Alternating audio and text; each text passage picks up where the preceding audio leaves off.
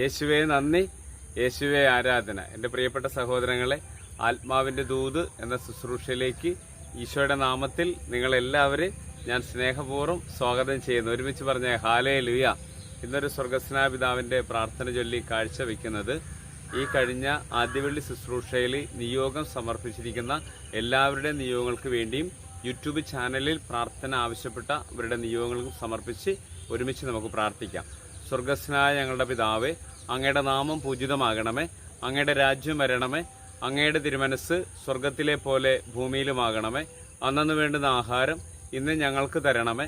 ഞങ്ങളോട് തെറ്റ് ചെയ്യുന്നവരോട് ഞങ്ങൾ ക്ഷമിക്കുന്ന പോലെ ഞങ്ങളുടെ തെറ്റുകൾ ഞങ്ങളോട് ക്ഷമിക്കണമേ. ഞങ്ങളെ പ്രലോഭനങ്ങൾ ഉൾപ്പെടുത്തരുതേ, തിന്മയെന്ന് ഞങ്ങളെ രക്ഷിച്ചു കൊള്ളണമേ. ഹല്ലേലൂയ. യേശുവേ നന്ദി, യേശുവേ ആരാധന. എൻ്റെ പ്രിയ സഹോദരങ്ങളെ, ഇന്ന് നമ്മൾ ധ്യാനിക്കുന്ന വചനഭാഗം സുഭാഷിതങ്ങളുടെ പുസ്തകം 21-ാം അധ്യായം 13-ാം തിരുവചനം. ദരിദ്രന്റെ നിലവിളിക്ക് ചെവി കൊടുക്കാത്തവന് വിലപിക്കേണ്ടി വരും, അവന്റെ നിലവിളി ആരും ശ്രവിക്കുകയുമില്ല. ഹല്ലേലൂയ.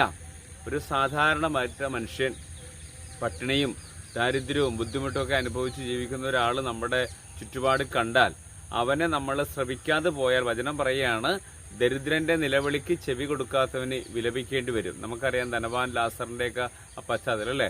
ആ ധനവാനും എല്ലാ സമൃദ്ധിയും ഉണ്ടായിട്ടും ആ ലാസറിനെ ഒന്ന് തിരിഞ്ഞു നോക്കുകയോ ഒരു നല്ലൊരു ഉപകാരം ചെയ്യാനോ പറ്റാഞ്ഞതാണ് അവന്റെ ജീവിതത്തിൽ വലിയൊരു ശിക്ഷാവിധിക്ക് അവൻ കാരണമായത്. അതുകൊണ്ടാണ് വചനം പറയണത്, അവന്റെ നിലവിളി ആരും ശ്രവിക്കുകയില്ല. ഈ നിമിഷങ്ങളിൽ കർത്താവെ, പാവപ്പെട്ടവരെ സ്നേഹിക്കുവാനും എല്ലാവർക്കും കരുണ കാണിക്കുവാനുള്ള കൃപ ഞങ്ങൾക്ക് തരണമേ. പ്രത്യേകിച്ച് വിശുദ്ധ ഫ്രാൻസിസ് അസീസിയുടെ തിരുനാളായ ഈ ദിവസം വിശുദ്ധ ഫ്രാൻസിസ് അസീസിയിൽ നിറഞ്ഞു നിൽക്കുന്ന എല്ലാ കൃപാവരങ്ങളും ഞങ്ങളിലേക്ക് നിറയുവാനും ക്രിസ്തുവിന്റെ സ്നേഹം മറ്റുള്ളവരിൽ പകർന്നു കൊടുക്കുവാനുള്ള കൃപ നൽകി ഞങ്ങളെല്ലാവരും അനുഗ്രഹിക്കണമെന്ന് പ്രാർത്ഥിക്കുന്നു. ഈ ശുശ്രൂഷയിൽ പങ്കെടുത്തുകൊണ്ട് ഈ ടോക്ക് കേൾക്കുന്ന എല്ലാവരിലും അങ്ങയുടെ സ്നേഹവും സമാധാനവും നിറയണമെന്ന് പ്രാർത്ഥിച്ചുകൊണ്ട് നിത്യം പിതാവും പുത്രനും പരിശുദ്ധാത്മാവുമായ സർവേശ്വരന്റെ നാമത്തിൽ ആമേൻ.